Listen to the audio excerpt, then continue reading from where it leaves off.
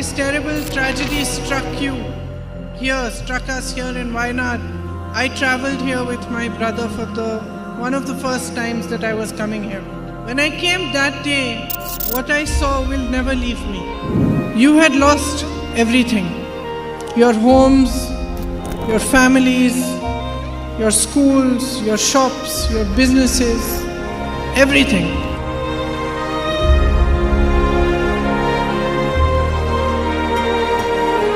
In our own ways, we have tried our best to raise your voices on different platforms, to demand justice for you, and to try to do our best to support you.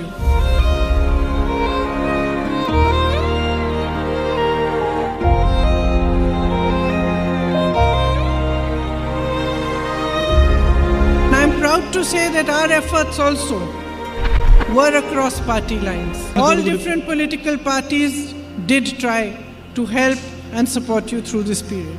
And as your struggle continues, we will continue to stand by you and support you.